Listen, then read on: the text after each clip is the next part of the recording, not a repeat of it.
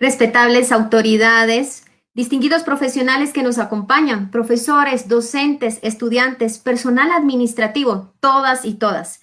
En nombre de la Universidad de San Carlos de Guatemala y el Centro de Estudios Urbanos y Regionales, les damos la más cordial bienvenida a esta actividad académica de modalidad virtual. Siendo la educación un proceso, uno que nunca termina, y regidos por el principio de id y enseñad a todos, podemos llegar a ustedes esta mañana con la presentación del libro El Pequeño París, de su autor, el doctor Óscar Peláez Almengor. El Pequeño París es una publicación que nace en el seno del Centro de Estudios Urbanos y Regionales, que fue creado en noviembre de 1975 por resolución del Consejo Superior Universitario. Su consejo directivo lo entregan los decanos de las facultades de Arquitectura, Agronomía, Ingeniería, Ciencias Económicas y Ciencias Jurídicas y Sociales. SEUR dedica su actividad a la investigación científica de los problemas urbanos y regionales. Todo esto con el fin de promover el conocimiento de la realidad nacional en tres áreas fundamentales: dinámica social territorial, políticas y régimen territorial e historia territorial, siempre dentro de los fines y objetivos de la Universidad de San Carlos de Guatemala. Y es este devenir del Centro de Estudios Urbanos y Regionales el que permite que profesores e investigadores puedan plasmar su trabajo en publicaciones como la que hoy nos presentan. Y para comentar dicha obra, tenemos en sala la presencia de distinguidos profesionales de gran trayectoria. Bienvenidos, gracias por acompañarnos, licenciado Edgar Celada, maestro Danilo Dardón, maestro Enrique Gordillo. Asimismo, antes de presentarlos, quisiera rogarle a los presentes nos escriban sus comentarios, sus inquietudes por medio del chat. Esto nos permitirá hacer una síntesis y hacerlos llegar a los distinguidos profesores. Damos inicio, así, con la presentación, la disertación del licenciado Edgar Celada, quien es periodista, es director de la revista Análisis de la Realidad Nacional del Instituto de Análisis e Investigación de los Problemas Nacionales de la Universidad de San Carlos de Guatemala, IPNUSAC. Es graduado en periodismo por la Universidad Panamericana de Guatemala y culminó estudios de licenciatura en Historia en la Escuela Nacional de Antropología e Historia de la Ciudad de México. Licenciado, muchas gracias por acompañarnos. Le cedemos el micrófono. Gracias, buenos días Claudia, buenos días a todos quienes nos escuchan, quienes acuden con nosotros a un acontecimiento importante, no muy frecuente en Guatemala, como es la tercera edición de una obra. Bien sabemos que la vida de las obras literarias o científicas en Guatemala es breve y ahora estamos acudiendo a una tercera edición. Yo quiero aprovechar que soy el primero en tomar la palabra para hacer una breve síntesis de lo que trata la obra, para luego hacer unas, como yo titulé a mi trabajo, algunas provocaciones en la tentación de hacer paralelos históricos.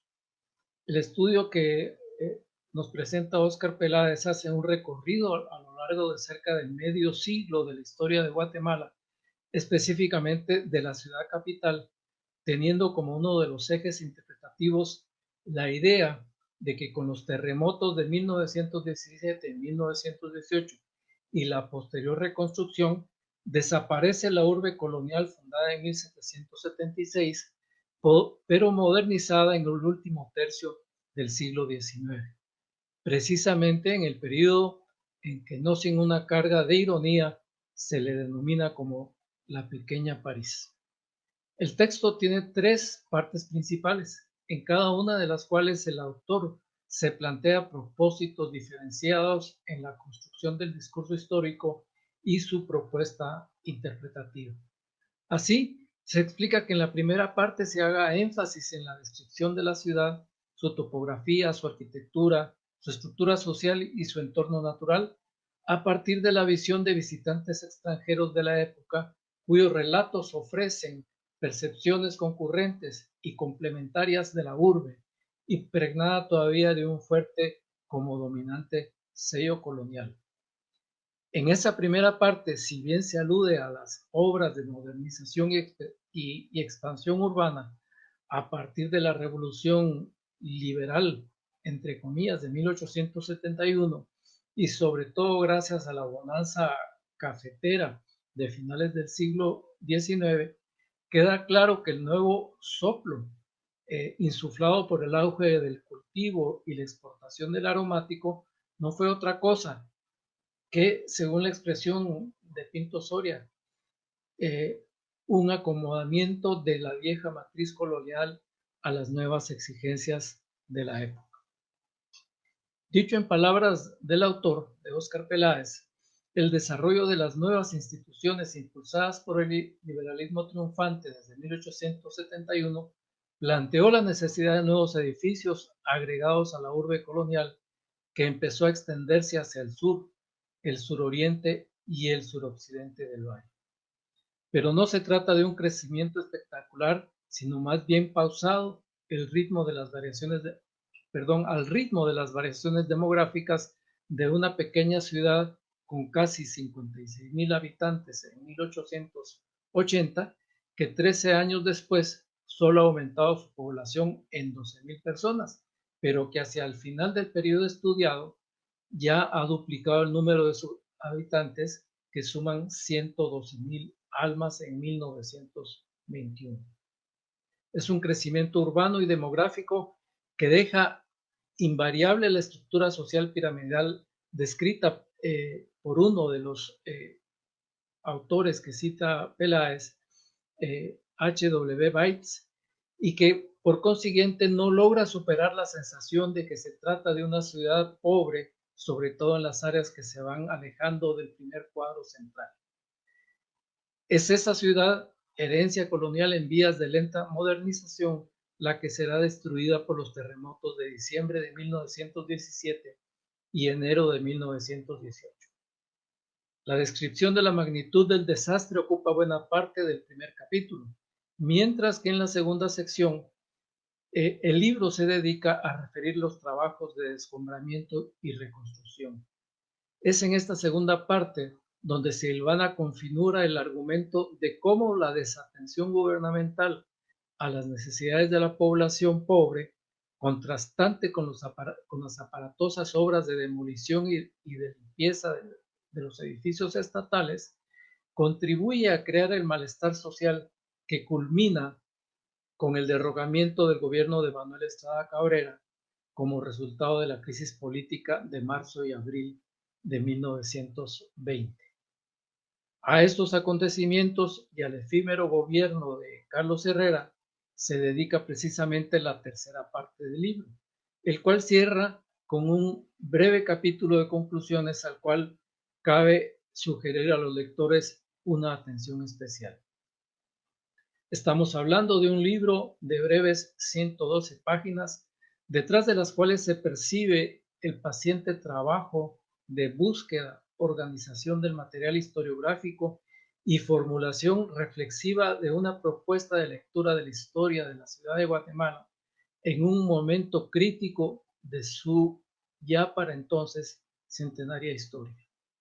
Lo que nos ofrece Óscar Peláez en esas 112 páginas es solamente la porción no sumergida de un enorme témpano de conocimiento, tratamiento crítico de las fuentes, seguimiento de indicios e información pacientemente recuperados y reagrupados, un producto de orfebrería solo posible en la pasión del historiador consumado que reconocemos en el autor.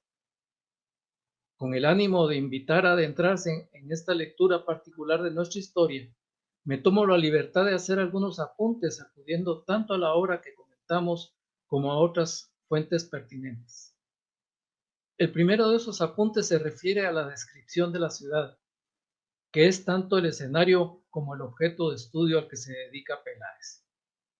Es un acierto del autor acudir a las miradas de ya citado Henry Walter Bates, Edwin Paul Düsseldorf y Nevin Winter, quienes desde su mirada eurocéntrica y externa dejan retratos contrastantes y complementarios de esa ciudad en muy lento tránsito de su matriz colonial hacia una dudosa modernidad que los liberales, herederos de Justo Rufino Barrios, llegarían a llamar París chiquito. Por cierto, y permítase una digresión que viene totalmente al caso. Aquella comparación de la élite gobernante de hace 100 años se reproduce ahora en la mentalidad de al menos una parte de la élite contemporánea, cuando llaman a un sector de la zona 14 capitalina como pequeño Manhattan. En cosa de un siglo, para esos nostálgicos olorosos a perfume oligárquico, Guatemala pasó de ser la pequeña París a la muy moderna, entre comillas, Little Manhattan, es decir, vivir para creer. Pero que era realmente el país chiquito, el París chiquito. Así lo describe Federico Gamboa, diplomático y novelista mexicano, quien tuvo en suerte ser protagonista de las relaciones del gobierno de su país con el de Estrada Cabrera. Cito a Gamboa. El aspecto general no es seductor. Calles rectas, tiradas a cordel, como casi todas las ciudades hispanoamericanas, casas bajas de un solo piso, con ventanas enrejadas y techos de tejas. Las casas altas no abundan, al contrario, y aunque esto no sea culpa de los guatemaltecos, sino de los temblores, tan frecuentes en todo Centroamérica. El hecho existe y afea la ciudad. Hay 4 o 5 líneas de tranvías y como originalidad extraordinaria carece de coches de plaza. En cambio, dice Gamboa, no escasean las carretas tiradas por bueyes, lo que contribuye a dar a la ciudad, y aquí subrayo las palabras de Gamboa, da a la ciudad un pintoresco aspecto de aldea enriquecida.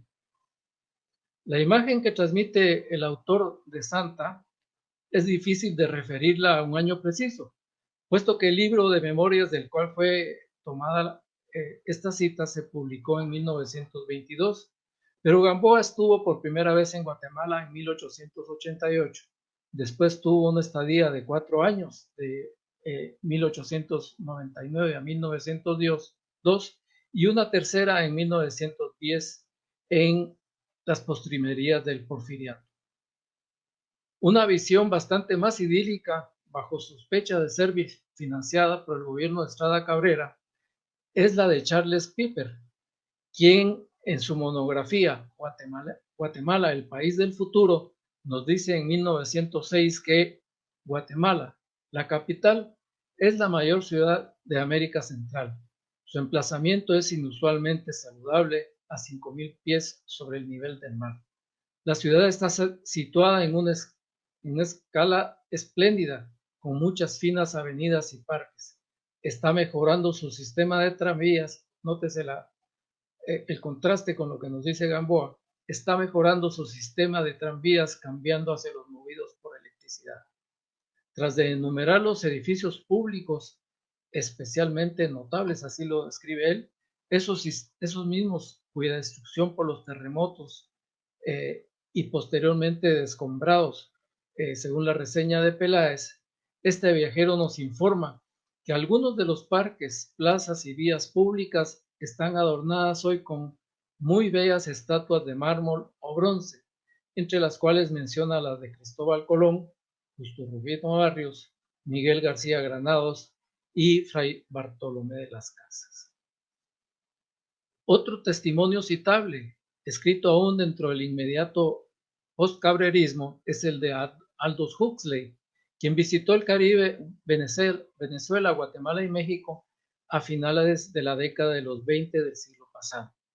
Concuerda con Gamboa y dice Huxley, la capital es agradable, algo fea, más o menos tan populosa como Norwich, pero más extensa. Los terremotos son frecuentes y por lo tanto se acostumbra a construir casas de un solo piso. La falta de altura debe ser compensada por exceso de largo y de ancho. Se puede recorrer una distancia sorprendentemente larga sin llegar al límite de esta ciudad de tan solo 120,000 habitantes. En superficie, por lo menos, es una metrópoli, dice Huxley. Y nos habla de una aristocracia hispanoamericana local que tiende a mantenerse cerrada en sí misma. Muchos rasgos familiares de la vida colonial se reproducen en Guatemala con fidelidad puntual. cierra Huxley esta descripción. Estos testimonios de autores o viajeros contemporáneos del liberalismo durante Estrada Cabrera y después de él se refieren a la ciudad con espacio físico o arquitectónico, pero pocos, salvo Huxley, se ocupan del componente sociopolítico. Por eso resulta oportuna la estampa que el entonces aspirante a doctor en filosofía y después diplomático estadounidense Dana Munro plasmó en 1918 en su tesis doctoral de la Universidad de Pensilvania. En Munro, no encontraremos una descripción física de la ciudad, pero sí de su clima opresivo. El gobierno, nos dice Munro, mantiene firme su autoridad por medio de un gran ejército permanente y una fuerza policial y verifica rápida y despiadadamente la más mínima manifestación de insatisfacción popular. Un elaborado servicio secreto intenta, con gran éxito, informarse plenamente de todo lo que ocurre en la República. Los supuestos enemigos del partido en el poder son vigilados de cerca, a través de sus vecinos, sus sirvientes e incluso a través de los miembros de sus propias familias.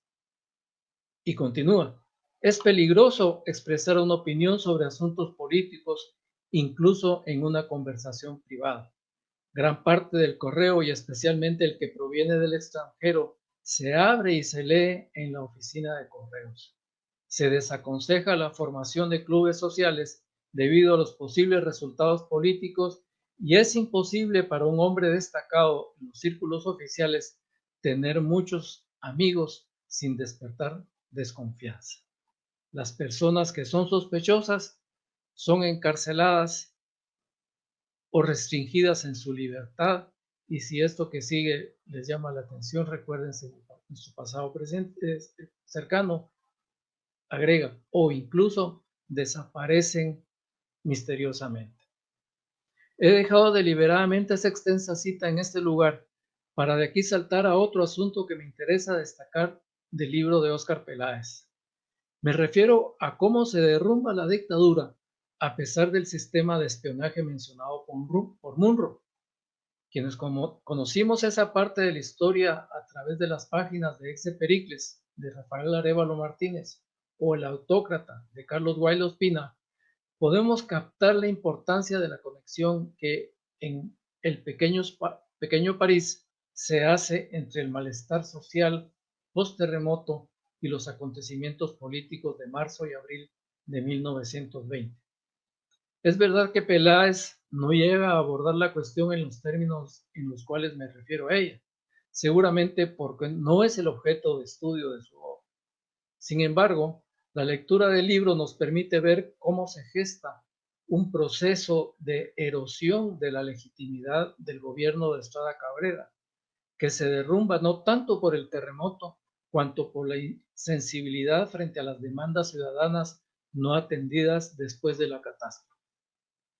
Si bien el régimen cafetalero liberal logra recomponerse después de un breve periodo, precisamente lo que dura el gobierno de Carlos Herrera, no cabe duda que de la pérdida de la legitimidad se pasó a la ingobernabilidad y a la ruptura de la hegemonía del bloque en el poder. Es precisamente en virtud de ese proceso en el cual pueden identificarse muchos componentes de una auténtica situación revolucionaria y que permite el triunfo de un movimiento insurreccional, urbano y policlasista que no logra consolidarse ni cimentar un proyecto alternativo de nación. Como sabemos, lo que sigue a continuación es la recomposición a partir del golpe de Estado encabezado por José María Orellana en diciembre de 1921. Si bien esa ya es otra historia que nos aleja del periodo estudiado por Óscar Peláez en el libro, resulta interesante dejar plantada la provocación de un paralelo histórico entre la restauración neocabrerista de hace 100 años y la que se ha dado en llamar precisamente la restauración conservadora luego de la crisis político-institucional de 2015 su prolongación entre 2016 y 2019 y su nuevo capítulo a partir de enero de 2020. Evito ir más adelante en este paralelo y en la provocación académica implícita, pero en cambio vinculo de nuevo el presente con el pasado. Me refiero obviamente a la actual pandemia y el antecedente de hace 100 años, a la que el pequeño París hace puntual referencia. Y precisamente porque resulta muy actual e invita de nuevo al paralelo histórico, es el caso hacer una cita extensa de la obra que comentamos. Dice Óscar Peláez: el cuadro de desolación y muerte no estaba completo. En los últimos meses de 1918, las epidemias hicieron su aparición. Primero la fiebre amarilla, cuya trágica secuela se concentró en los departamentos suroccidentales del país. Por fortuna, agrega, las medidas tomadas anteriormente por los galenos nacionales habían logrado aislar las zonas contaminadas, sometiéndolas a una estricta cuarentena. En segundo lugar, y como producto de una epidemia que se extendió por varios meses por varios países del mundo, llegó a Guatemala la influencia proveniente de México y que rápidamente se extendió por todo el país. En la capital guatemalteca, su combate se dificultó debido a lo improvisado y mal construido de las viviendas provisionales en los parques y alrededores de la ciudad. Los campamentos no contaban con las medidas higiénicas necesarias. Hasta ahí la cita de esta parte del libro que comentamos. A renglón seguido,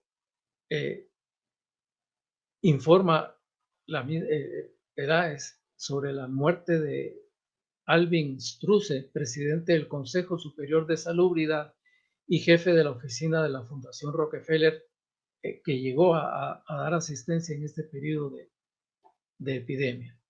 E inmediatamente describe algo que podríamos haber leído en cualquier periódico de estos días: el fallecimiento de, comillas, médicos guatemaltecos que murieron en el cumplimiento de su deber. Ese primer párrafo del segundo capítulo cierra con una afirmación que hoy podría sonar como premonitoria.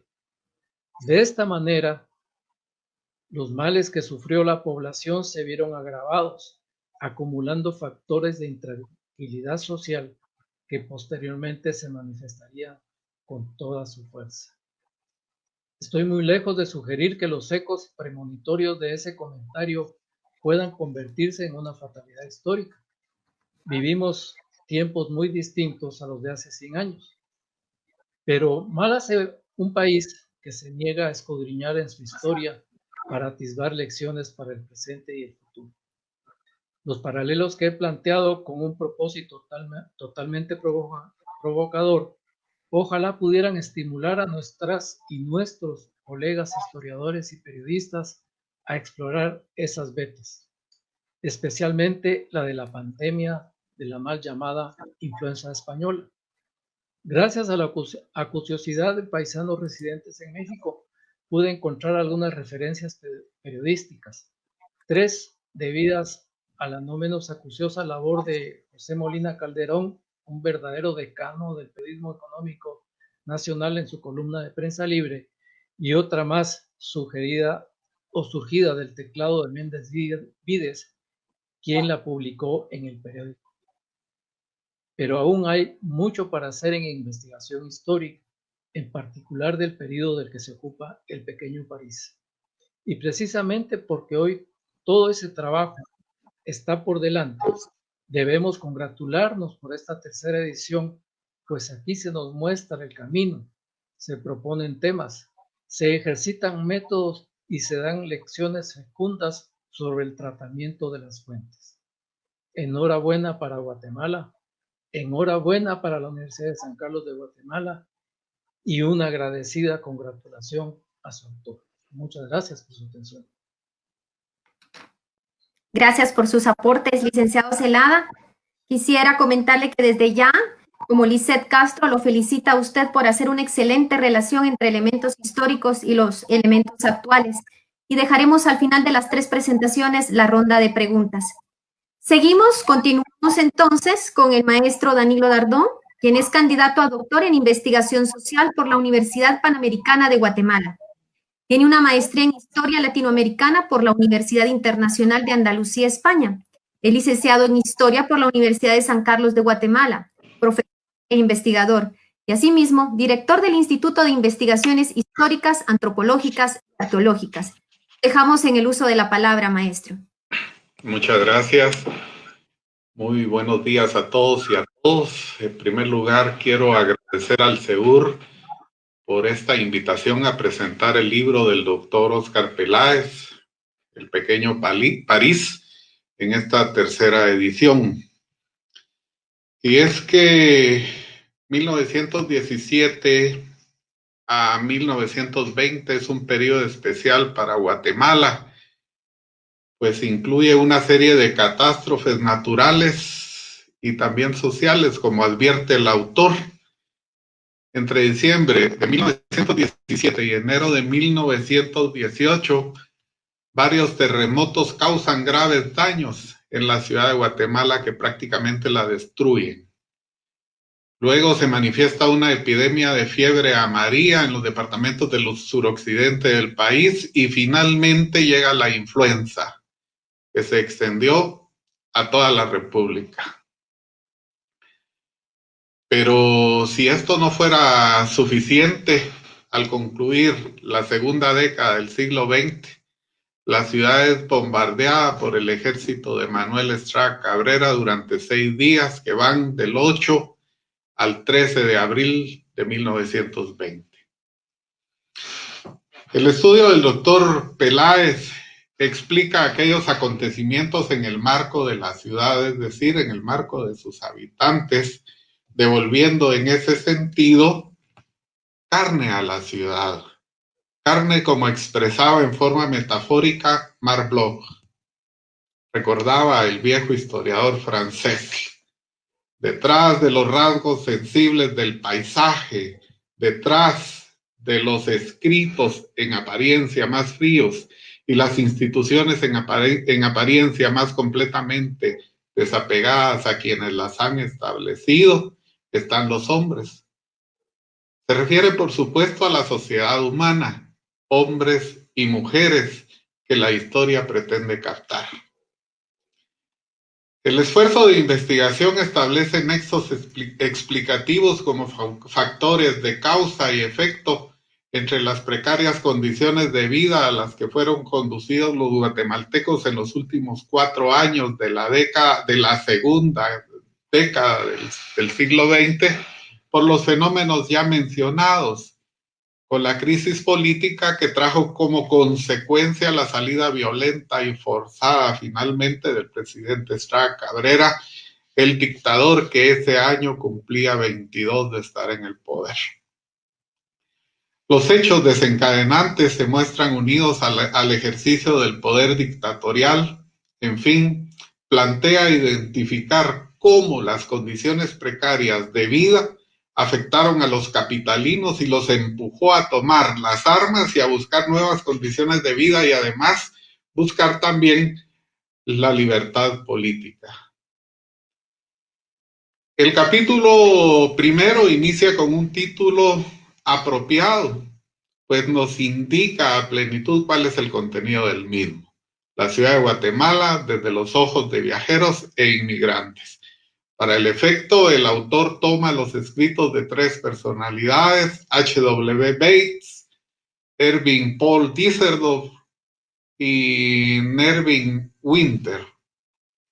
Las descripciones se orientan a la arquitectura, al paisaje natural, aunque en caso se da alguna referencia a aspectos de tipo social, muy generales, por supuesto, muy vagos, por supuesto. Las narraciones tienden a destacar el paisaje y el hermoso paisaje natural guatemalteco se prestaba para ello. Lo social factiblemente, y en este caso hago conjeturas, sin embargo, en la actualidad seguimos observando esa actitud de ver a Guatemala como un bello paisaje, como ya lo advertía Severo Martínez en su libro La Patria del Criollo. Una característica de la patria en el pensamiento criollo que tiene como lugar de bello paisaje, sus lagos y montañas, pero donde su gente no aparece. Las personas que les proveen los alimentos y servicios pues son invisibilizados. La historia destaca la tragedia de una ciudad, la historia El Pequeño París del doctor Peláez destaca la tragedia de una ciudad que principiaba a remozarse a sí misma cuando es golpeada por los terremotos que desde el 25 de diciembre de 1917 a enero de 1918 se sucedieron en una cadena de temblores que golpearon la ciudad hasta dejarla prácticamente en el suelo. Una ciudad trasladada para evitar ser víctima de terremotos quedaba finalmente destruida por varios de ellos. Estudiar la crisis y cómo la enfrentaron los gobiernos resulta interesante porque los siniestros parecen desnudar las falencias de los regímenes y hacer conscientes de ello a sus habitantes. Una lección, al parecer, no aprendida por nuestros gobernantes, y estoy pensando en ese caso en el presente, haciendo una relación pasado y presente, como muy bien lo matizó nuestro interlocutor anterior, el maestro Celada. Una lección, entonces, no aprendida, que incluye los terremotos de 1917 y 18, y que fueron seguidas por dos epidemias, la fiebre amarilla y también la influencia. Las catástrofes sucedidas unas a otras eran demasiadas para aquel régimen, que además respondió como suelen hacerlo las dictaduras. Tomó medidas autoritarias y desatendió las necesidades del pueblo pobre, afectado. Sacó al ejército a patrullar en lugar de mandar un equipo de médicos, por ejemplo. Levantó un catastro para regular el trabajo de los vecinos y obligó a farmacéuticos y a dentistas a incorporarse a la Cruz Roja. En plena tragedia implementó el trabajo forzado indígena, pues trajo contingentes de pueblos a realizar el descombramiento de los edificios públicos, olvidándose que también había que descombrar las casas particulares, y por lo tanto obligó a la población urbana a trabajar en el descombramiento de sus propias casas. La población pobre estaba viviendo en campamentos y en champas, en condiciones sumamente precarias, sufriendo del frío en la noche y el calor en el día, como suele suceder en estas condiciones. Las familias pudientes se habían retirado a sus fincas, destacándose la falta de atención a los sectores más necesitados, que además habían sido los más golpeados y los que más padecieron las consecuencias del siniestro. En ese contexto, también llama la atención sobre el nacimiento de los lazos de solidaridad e igualdad entre la población. Además de la organización de entidades gremiales como las mutualistas, al tiempo que crecía como una bola de nieve que baja por la montaña el descontento popular.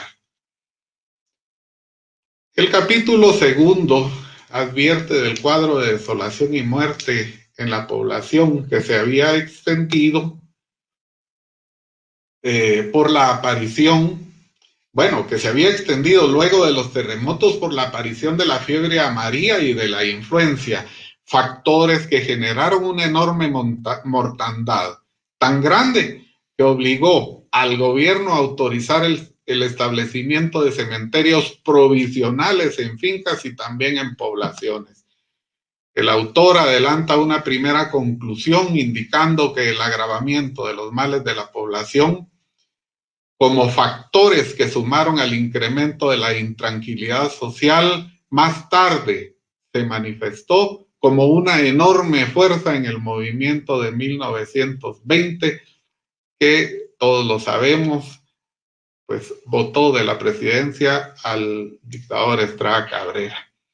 El gobierno, en las distintas acciones dentro de la crisis, no atendió las necesidades de la población, quienes, abandonados por la instancia que debió auxiliarlos, debieron solventar solos sus problemas, buscar lugares donde vivir, por lo menos temporalmente, que además pues fueron cuatro largos años o más, cargar con la economía del descombramiento de sus casas y acudir a prestar servicios en la ciudad. El pueblo era el último en la escala social, además eran los desatendidos. En el desarrollo del segundo capítulo, el autor vincula las condiciones precarias y el sufrimiento de la población al crecimiento de la inconformidad en ellos, que en 1919 encontraba un camino para expresarse contra el régimen, camino construido desde octubre de 1917 por Manuel Cobos Batres y el obispo Monseñor José Piñol y Batres. Ellos desde 1917 habían procedido de tal manera que canalizaron la animadversión del pueblo contra Estrada Cabrera. De esa manera quedaba estructurada la estrategia política de oposición, gestándose una conspiración contra el régimen. Surgía un movimiento político que caminaba hacia la formación de un partido con sus propios objetivos, el Partido Unionista, en una alianza inusual porque se integraban grupos de trabajadores, los artesanos capitalinos, bajo el liderazgo de don Silverio Ortiz, y pues su contraparte eran los grupos aristocráticos que venían del ya desaparecido Partido Conservador. Inusual en cuanto a la extracción de clase y pensamiento político, aunque tenían un punto en común, que era la acción del dictador en contra de ellos. En fin, en el presente capítulo, el autor pone en evidencia cómo las condiciones materiales, cómo los problemas, cómo las penas, cómo las limitaciones de la población provocadas por los terremotos, las pandemias y fundamentalmente por las políticas y la inacción del gobernante fueron la causa de una creciente inconformidad que derivó en una organización política de conspiración contra Estrada Cabrera. El capítulo tercero principia con el diálogo matinal entre el jefe de la policía y el dictador. La escena pone en evidencia la naturaleza de algunas personas que viven alrededor del poder, de ese tipo de poder, de ese poder unipersonal y dictatorial que tiene en el Estado otro de sus bienes. Un jefe del Estado que privilegia la fidelidad a la incompetencia del subordinado, a la incompetencia del esbirro, que gusta de la adulación y además gusta del servilismo. Lógico cuando se trata de un presidente megalómano y además déspota. En fin, una escena bien colocada y además bien descrita. La escena destaca una de las facetas del régimen que camina de la mano con una de las peores características de la humanidad y que además la estimula, y ese es el servilismo.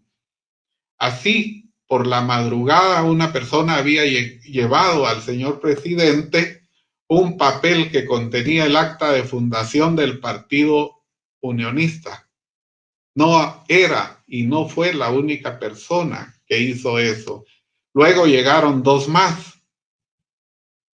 En tanto, el jefe de la policía llegaba con la noticia del inicio del día sin novedades. Estrada Cabrera le respondía dándole una hoja que había circulado por la ciudad en la madrugada. Una gentil dama y un sobrino suyo le habían llevado aquel papel a las 4 de la madrugada. Más tarde le entregó otro, su jefe del Estado Mayor, y como vemos, pues, así funciona lo que llamamos servilismo en algunos personajes que se destacan por su mezquindad. El gobernante había tenido en el aparato de inteligencia un factor eficaz para aplacar a sus enemigos o para desaparecerlos. También contaba con la actitud de algunas personas informantes que querían congraciarse con él. El régimen queda desde el primer párrafo caracterizado. Solo quedaba matizar el inicio. Como el autor enseña en sus seminarios, como el autor enseña en sus cursos de metodología de la historia. Para escribir un artículo, explica el doctor Peláez en sus clases, o para escribir un capítulo de libro, se debe principiar por un primer párrafo en el que escribe la esencia del problema. Luego se desarrolla el desenvolvimiento explicativo y los argumentos para finalmente concluir desatando el nudo. Destaco entonces cómo se puede escribir una bonita historia. Cómo escribir una historia, es otra enseñanza del libro, además de su contenido y por supuesto de sus análisis. Finalmente, debo recordar que como gran telón que sirve de marco a esta trágica historia política, la narrativa del doctor Peláez no deja de presentar el rostro de la ciudad destruida, que luego va tomando poco a poco y lentamente un ritmo de crecimiento necesario, materializado en el surgimiento de nuevos barrios y también de nuevas urbanizaciones, pero claro, esto ya es parte de otra historia y sin embargo, la vida continúa, pero no igual. Gracias. Muchas gracias, maestro Danilo Dardón. No quisiera dejar pasar esta oportunidad. Nos dicen que le felicitan por llevarnos a un recorrido histórico a través de su análisis y sobre todo motivarnos a conocer la historia para no repetirla. Muchas gracias, maestro. A continuación tenemos al maestro Enrique Gordillo. Él es maestro en artes por la Universidad de Tulane de Nueva Orleans y candidato a doctor por la misma universidad. Es licenciado en Historia por la Universidad de San Carlos de Guatemala, profesor investigador de la Dirección General de Docencia de la Universidad de San Carlos de Guatemala, investigador de CIRMA, Así es, Digi y otros. Bienvenido, maestro, por favor.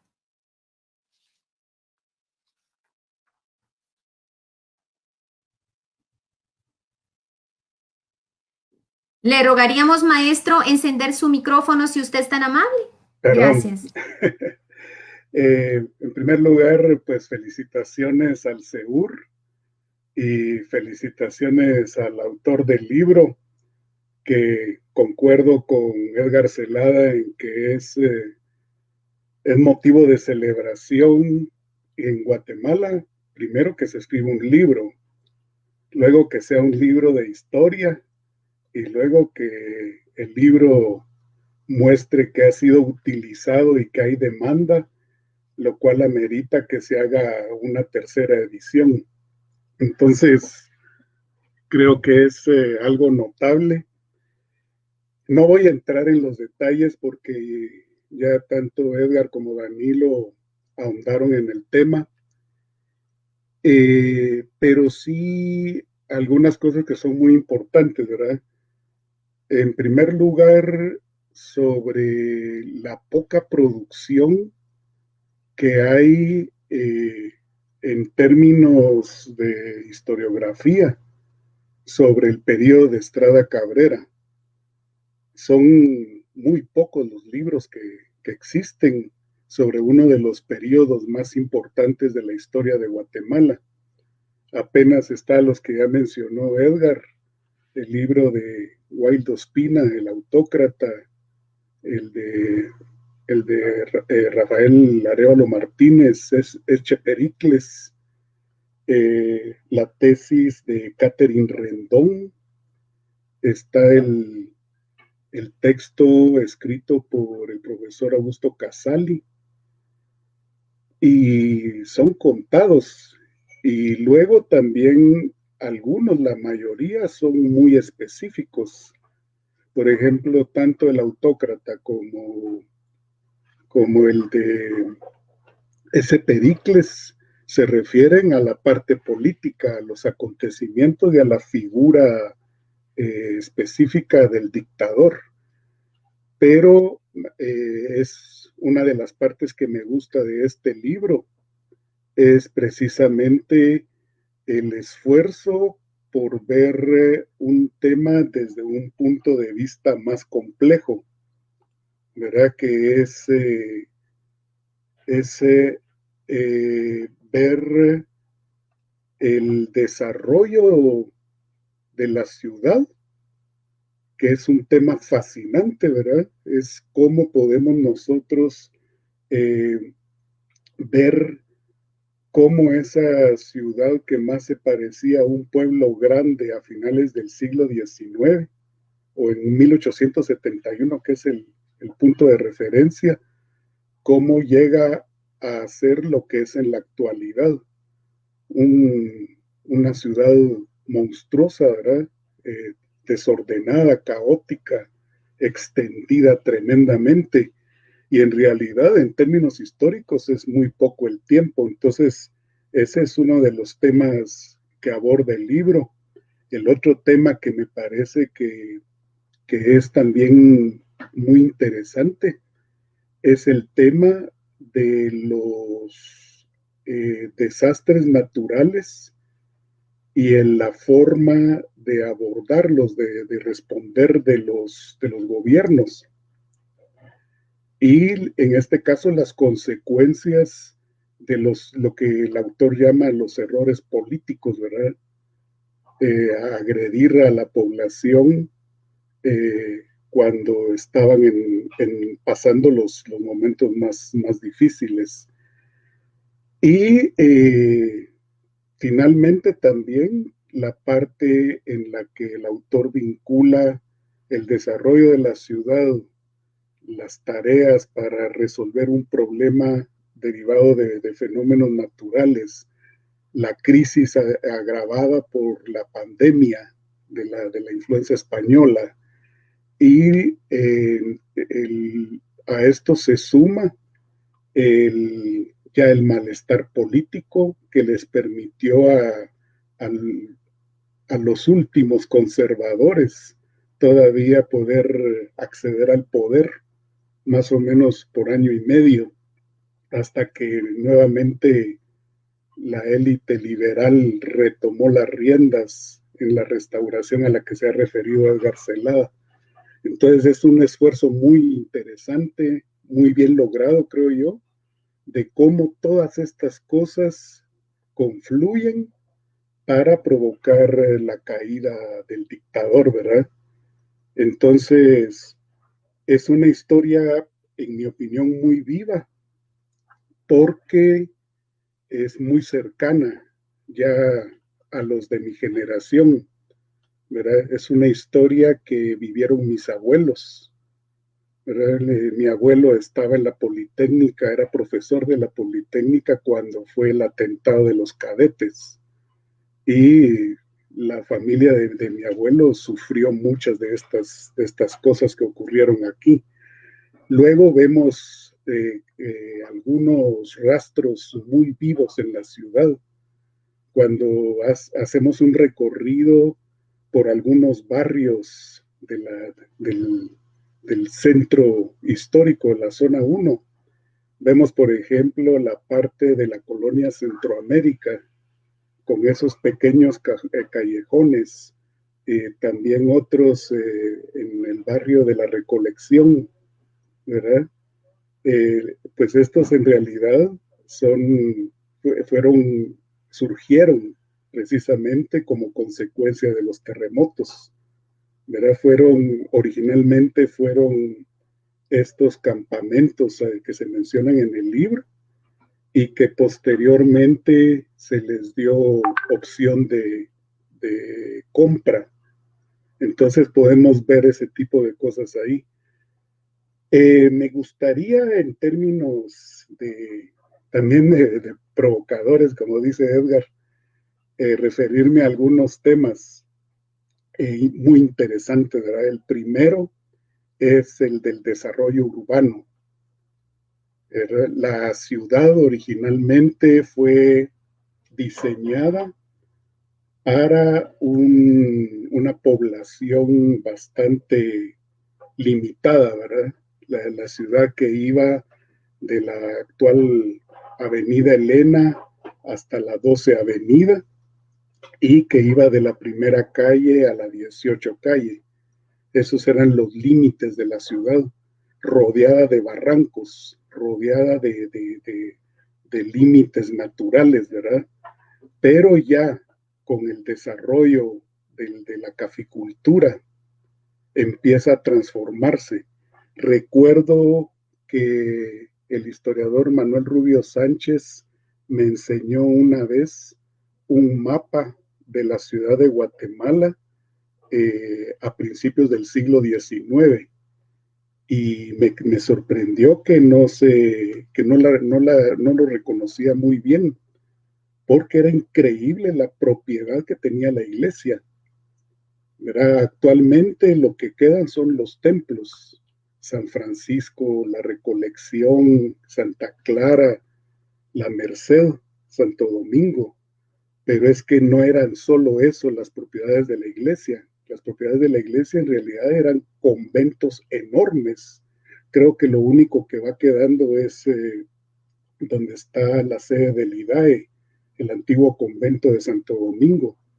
Pero la ciudad estaba prácticamente encerrada por construcciones que eran propiedad de la iglesia. Y el autor desarrolla muy bien esa parte, ¿verdad? Cómo los acontecimientos políticos en 1871 y los cambios económicos introducidos por la caficultura empezaron a transformar la ciudad. Entonces dejó de ser ese pueblo grande, colonial, lleno de edificaciones religiosas, para convertirse en una ciudad ya con instituciones de gobierno. Las expropiaciones que hicieron los liberales a la iglesia fueron convirtiendo esos conventos en instituciones públicas. Entonces la ciudad poco a poco se fue transformando. Luego interesante, ¿verdad? Porque cómo esos límites naturales que tenía originalmente la ciudad se fueron abriendo. Y el autor lo menciona muy bien. Primero se abrió por la Séptima Avenida y luego se abrió hacia el Paseo de la Reforma. ¿Verdad? Ya es como que las muestras de cómo la ciudad se va transformando.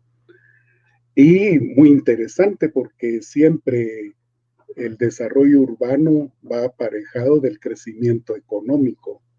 Entonces, cuando se libera una de estas barreras naturales, la élite es la que toma los mejores lugares. Entonces, obviamente, los mejores lugares de esa ciudad pues eran la actual zona 9 y zona 10, ¿verdad? La Avenida de la Reforma, los llanos de Tívoli, que fueron donde se fue expandiendo la ciudad. Y también los pobres, los sectores menos favorecidos, también van encontrando espacios en esos lugares, pero en las áreas menos habitables. Entonces, hacia la hondonada esa que lleva hacia la actual zona 4, por la terminal, y las laderas que ya no son tan habitables y por supuesto después sufren también catástrofes, van siendo ocupadas por sectores menos favorecidos, ¿verdad? Entonces, es muy interesante cómo el autor, incluso el uso del idioma me parece muy interesante, ¿verdad? Porque dice al final, esas construcciones religiosas monumentales de la ciudad colonial se convirtieron en buen ripio para hacer el relleno sobre todo el de la 12 Avenida, ¿verdad? El tren urbano que se utilizó para descombrar la ciudad se dirigía por la 12 Avenida y para ir a tirar el ripio en el lado de la Barranquilla, ¿verdad? Es donde está el Estadio Nacional, la parte de la 12 Avenida con la que colinda es un relleno, hecha el autor dice, con ripio de la mejor calidad, producto del descombramiento. Y lo que dio origen fue a otro barrio precario que era La Limonada. Entonces es muy interesante, ¿verdad? Solo el tema del desarrollo urbano es un periodo muy, muy importante y el autor llega a conclusiones muy interesantes que yo comparto, y es la ciudad de Guatemala actual es producto de los acontecimientos que ocurrieron en estos años, entre 1917 y 1920. La ciudad se transformó totalmente, los edificios coloniales se terminaron de caer,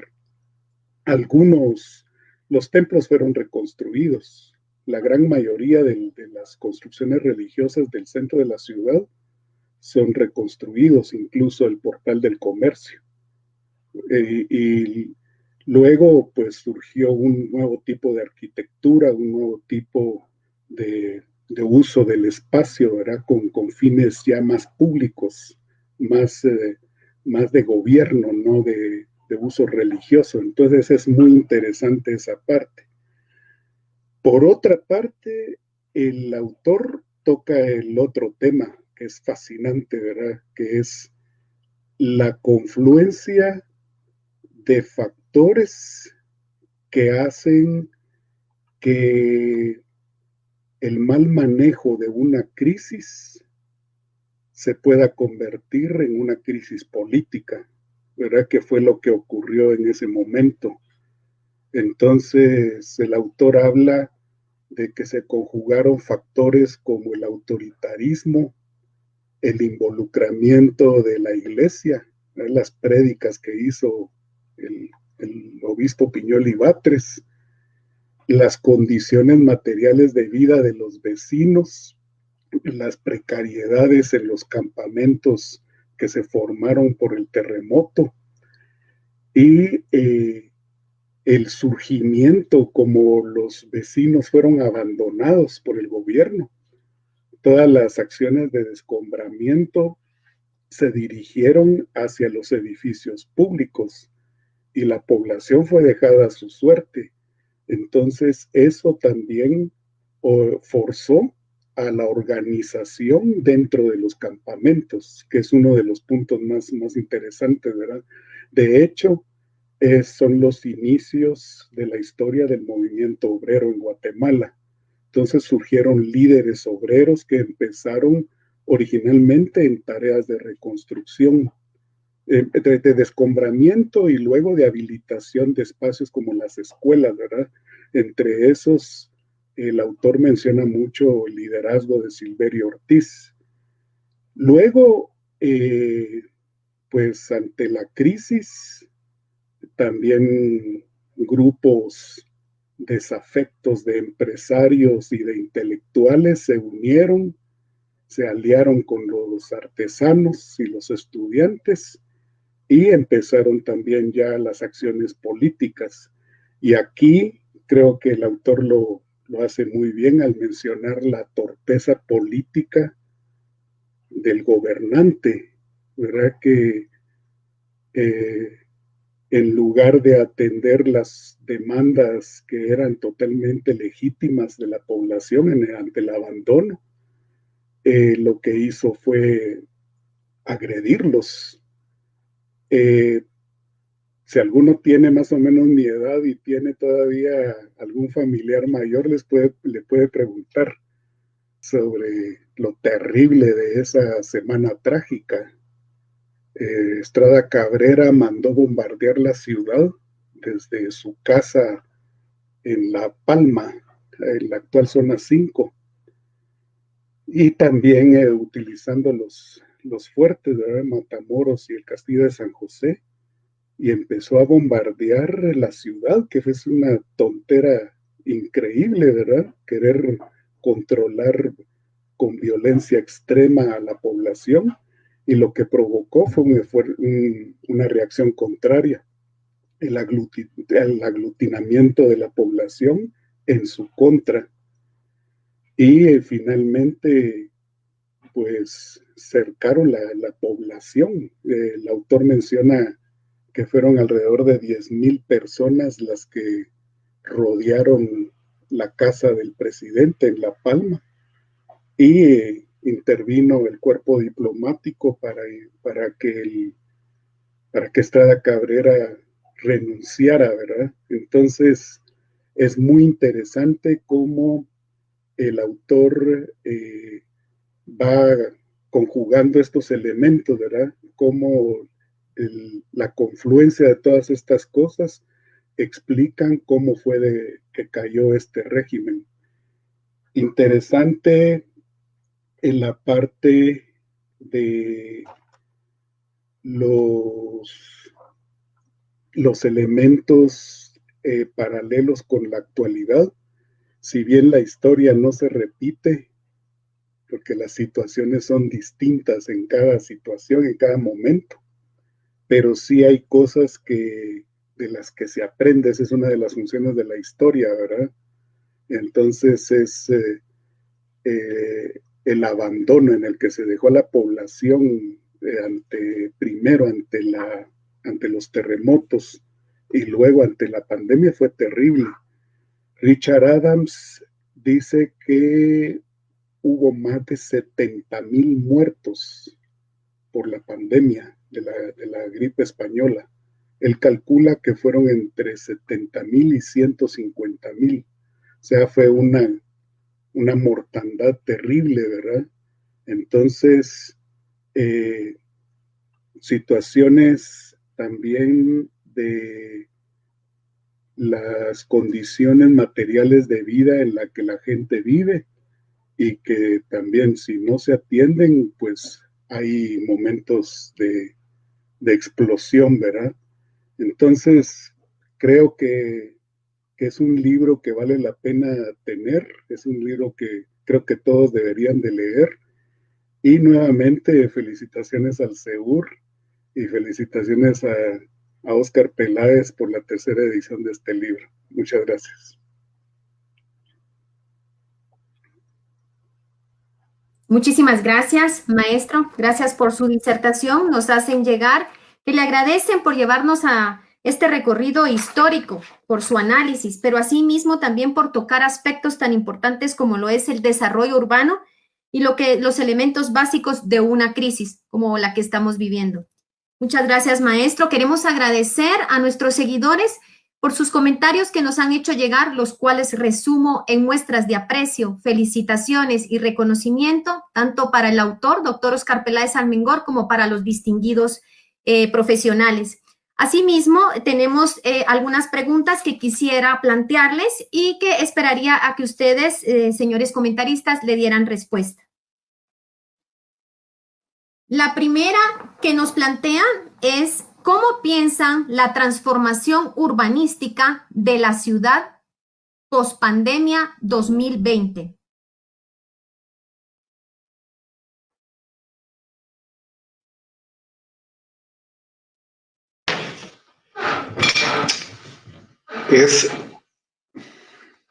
Así tengo, puedo. Es una pregunta mucho más apropiada para los urbanistas y para los arquitectos. Sin embargo, es interesante observar cómo se están rescatando algunos elementos que ya se habían olvidado del diseño arquitectónico del diseño arquitectónico que en Europa se realizó o se realizaba como consecuencia, por ejemplo, de las pandemias respiratorias, en particular de la tuberculosis. Los espacios abiertos, bien ventilados, sobre todo las escuelas y este tipo de lugares.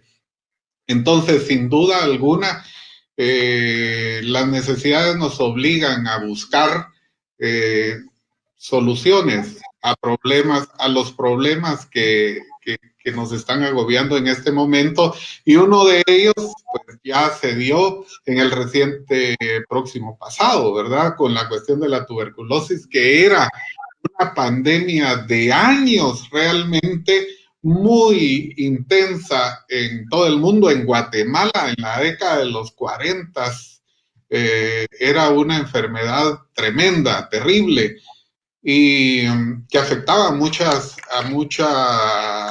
personas de toda la República. Y que sin embargo, entonces, una de las respuestas fue buscar en los espacios cerrados una ventilación muy fluida para evitar en la mayor parte que se podía, pues los contagios. Pienso de que es uno de los aspectos a considerar que de nuevo nos lleva al pasado, pues, es decir, esta situación que nosotros vemos hoy como de la pandemia como una cuestión muy afligida, pues no es algo que la humanidad no haya experimentado antes, por el contrario, era mucho más frecuente y pues, supo salir adelante con respuestas acertadas. Muchas gracias, maestro. Quisiéramos saber si alguno de los profesores quisiera agregar algo. Por favor, licenciado. No, yo en realidad estaba diciendo que no, pero más que la parte urbanística, lo que a uno le preocupa y sigue siendo una gran interrogante es cuánto va a transformarse nuestra sociedad. Y por eso la provocación de plantear los paralelos históricos, porque es más que evidente la desatención que está teniendo la población más desfavorecida.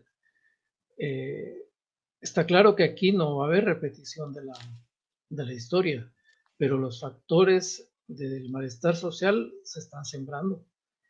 Pero esto ya nos mete a un terreno que no es de la historia, sino de la reflexión política, que trasciende, creo yo, la situación. Muchísimas gracias, licenciado. Sin duda alguna, creo que se está aprovechando también la situación y los conocimientos que ustedes nos han impartido, porque hay mucha inquietud sobre el mismo tema. Amelia Muñoz nos pregunta, ¿ustedes ven alguna analogía entre la situación dada en el siglo pasado con la situación que se está dando en este momento? Ya que supuestamente nuestra sociedad ha evolucionado de hace un siglo para la actualidad. Maestro, por favor. Sí, yo creo que eso es lo fascinante del libro en esta coyuntura, que sí tiene razón Edgar, o sea, los paralelismos son evidentes, ¿verdad? Y yo creo que aquí el punto más interesante o más importante viene a ser cómo las élites de este país al final se interesan más por eventos celebratorios. El autor menciona que en realidad la prioridad tanto de Estrada Cabrera como de Carlos Herrera Luna al final era celebrar el centenario de la independencia. Eso les preocupaba más y por eso estaban ellos descombrando edificios públicos para que hubieran espacios para poder hacer la celebración del centenario de la independencia y no atender la crisis social que se había desatado. Entonces yo creo que eso sigue siendo lo mismo, ¿verdad? Ahora estamos viendo una crisis que en realidad es como la bomba de tiempo que estaba activada desde hace décadas, el abandono del sistema de salud pública de este país. Pero entonces, ni modo, en una situación crítica, si ni los países desarrollados han podido responder a una crisis sanitaria de esta magnitud, un país como el nuestro, que ha dejado en abandono de sus hospitales y incluso los salarios de los médicos y las condiciones en las que trabajan, eso no es de ahorita, eso viene desde hace décadas, ¿verdad? Entonces, pues sí, los paralelos están ahí y también yo creo que sí es una buena llamada de atención a las autoridades y a los políticos para que vean lo que puede ocurrir por la mala atención, ¿verdad? En los errores políticos que señala Óscar Peláez es que Manuel Estrada Cabrera centralizó toda la ayuda y todos los insumos que vinieron los centralizó en su casa, en La Palma, y de ahí él decidía a quién le daba y a quién no. Entonces, eso fue lo que fue creando malestar. En la actualidad también, o sea, se está hablando de que se hacen préstamos, de que se están comprando insumos, pero también está la parte de que no llegan a donde deben llegar. Entonces, yo creo que el paralelismo sí, sí se puede hacer y se debe hacer, ¿verdad? Muchísimas gracias, maestro Enrique Gordillo. No sé si alguien más quisiera agregar algo. Por favor, maestro Aníbal Ardón. Gracias. Sí, yo mencioné algunas condiciones que se observaban en 1918 a 1920, la cual tuvieron políticas desafortunadas, desatenciones por parte de los gobernantes y de las instituciones que debían tomar acciones. No lo hicieron como lo deberían de haber hecho y va a ser la población más desprotegida, que es la población pobre, la que va a sufrir las consecuencias y la que más tarde va a reaccionar de una forma que pues llevó a Estrada Cabrera en primera instancia a la cárcel y posteriormente pues él va a morir de un paro cardíaco y va a ir al cementerio. Paralelismos, como lo dice Enrique, pues hay varios. ¿Cómo va a responder la población? No lo sabemos. Son condiciones, temporalidades distintas. La población también es otra, su formación, por supuesto, que es otra, pero ahí está lo interesante del trabajo en observar cómo una serie de factores negativos van a impactar a la población y cómo ésta va a reaccionar. Paralelismo en el sentido de que también van a impactar enfermedades pandémicas del tipo respiratorio, como es la gripe, como también, hoy estamos en el año 2020 y estamos previo a la celebración de la independencia, del bicentenario de la independencia centroamericana, que es el próximo año, y hace, 200 años, 100 años estaba con la celebración del centenario, que era lo que preocupaba a los gobernantes, no importaba las condiciones precarias de la población, no importaba, y ese era el mensaje que entendía la población y que lo entendió y muy bien. Probablemente ese sea el mensaje que hoy también la población guatemalteca está entendiendo de esa manera, una desatención total de aquellos que deben atender las necesidades de la población y no lo hacen. Es en ese sentido algo que no se ha aprendido y que no se ha actuado con responsabilidad como debe de ser. Si una razón de ser tiene un gobierno, es precisamente la de gobernar también para los pobres, y eso es lo que no se ha hecho. Muchísimas gracias, maestro Danilo Dardón. A continuación, nos llega otra pregunta que dice, ¿qué impacto tuvo la gripe española en la consolidación del proyecto de la modernidad en Guatemala?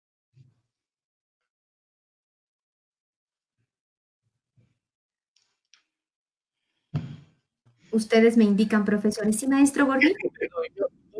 Yo he encontrado que en realidad hay poca producción historiográfica específicamente sobre la gripe española. Por eso cité yo los 3 artículos que publicó José Molina Calderón y el otro que publicó Méndez Vides. Eso en el terreno periodístico, pero trabajos de historiografía propiamente dichos es difícil encontrar. Como bien se señaló ya, lo que conocemos de la historia de aquellos años está centrada en la visión política, ni siquiera en la visión económica social, y menos en la historia sanitaria. No conozco la obra de doctor Martínez, pero supongo que tal vez ahí algo podrá encontrarse. Pero esto es cabalmente parte de ese gran trabajo que hay por delante y que ojalá los jóvenes que nos están viendo se estimulen a hacer investigación. Porque a partir de lo que estamos viviendo ahora, la búsqueda de información sobre cómo se manejó, cómo derivó, es fundamental. Por supuesto que estos son procesos de investigación, como lo demuestra la obra de Óscar Peláez, que no se hacen de un momento para otro. Necesitan un trabajo muy paciente de búsqueda de fuentes, porque además en el caso de la obra que nos ocupa, no es que haya agotado todas las fuentes, pero encontró 2 o 3 vetas que sirvieron para construir o para tener una visión distinta. Y entonces la búsqueda de lo que ocurrió hace 100 años, pero relacionado con lo que está ocurriendo ahorita, nos va a llevar tiempo. Pero para eso existe la historiografía y el periodismo, la economía, la sociología, para estudiar todos estos fenómenos. Claro, estamos desafiados por el hoy, por lo que va a pasar. Y así como se pueden establecer paralelos, cabe establecer diferencias. Y volviendo a la obra de Óscar Peláez, lo que ya dijeron mis colegas que participan en esta presentación, la condición de existencia de los campamentos creó unas posibilidades de relacionamiento que hoy no existen. Hoy estamos encerrados en las casas y las personas menos favorecidas, los trabajadores, quienes viven de la economía llamada informal, andan en la sobrevivencia. Es impactante ver ya cómo están proliferando los pick-ups cundidos de gente y ya nos podemos imaginar lo que esto va a representar en términos del impacto sanitario dentro de 10, 15 días. Es decir, también hay un paralelo, pero hay diferencias muy grandes. Luego, otra diferencia es que no existe una organización ni política ni social, los actores de la sociedad que estén convocando a proyectos en el país. No lo hay. Y lo que nos están recetando los de la llamada nueva normalidad es volver a lo mismo, solo que en peores condiciones. Claro. Muchísimas gracias, licenciado Celada. Maestros, maestro Enrique Gordillo, ¿usted quería agregar algo?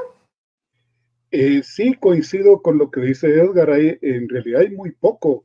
Y, por ejemplo, una de las partes más importantes del libro es que, en términos de desarrollo urbano, dice que hay un punto de referencia que es 1871, que es en donde por el impulso económico y político de los liberales cafetaleros, la ciudad empezó a transformarse, a romperse esa estructura de vieja ciudad colonial llena de edificaciones religiosas a una ciudad ya con bancos y ya con instituciones ya de gobierno, ya de otro tipo.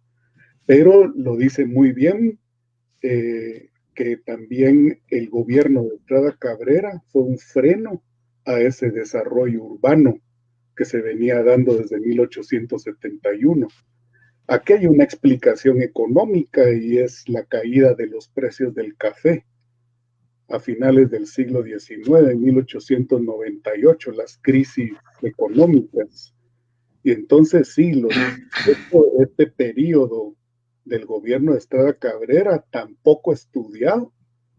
La verdad es que es muy importante porque sí, la ciudad en ese momento tuvo un freno que se agravó con toda esta crisis de catástrofes de estos años que se estudian en el libro. Los efectos se prolongan todos los años 20. Pues todavía el autor muy interesante dice en 1929 todavía había gente viviendo en los campamentos. O sea, 10 años después todavía había gente viviendo en esas condiciones. Entonces, la arquitectura empieza a cambiar, sí, pero y la ciudad sí se extiende en esas direcciones que ¿cómo se llama? Que sí se mueven esas direcciones hacia el sur y hacia el oriente, pero el verdadero cambio en realidad ocurre, o la modernidad en realidad ocurre hasta los años 40 y 50, en el periodo revolucionario. Muchísimas gracias, maestro. No quisiera dejar pasar, tenemos innumerables comentarios que ratifican y están completamente de acuerdo con los profesores, con los distinguidos profesionales. Nos comentan, el crecimiento de las ciudades son el resultado de condicionamientos económicos, sociales, políticos y coyunturales. Asimismo, también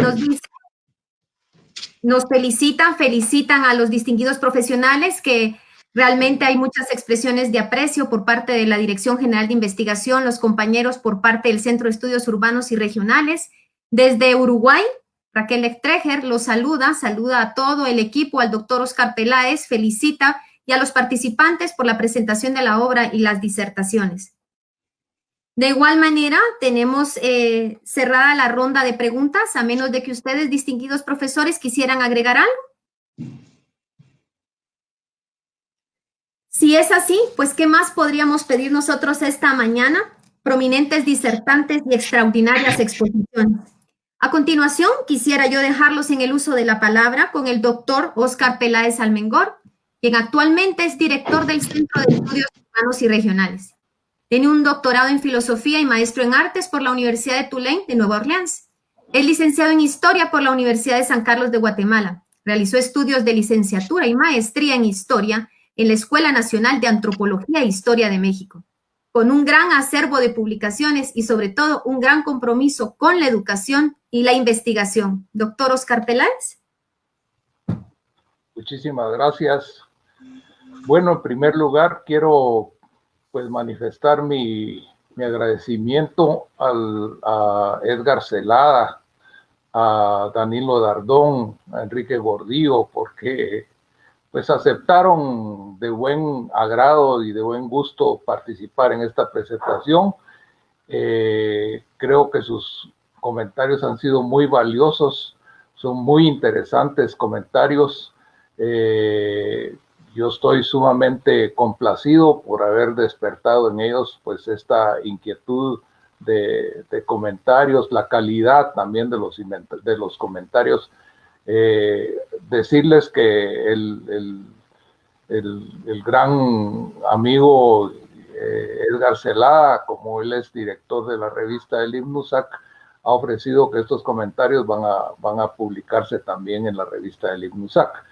Bueno, quiero agradecerles a ellos, especialmente al Consejo Directivo del Centro de Estudios Urbanos y Regionales, porque ellos fueron quienes pues le dieron luz verde a esta presentación y le han dado luz verde a la presentación del libro de la doctora Amanda Morán, a la presentación del libro del arquitecto Fernando Layo, a la presentación del libro del ingeniero Ronald Peláez y a la presentación del libro de Rafael Valladares Bielman, del maestro Rafael Valladares Bielman.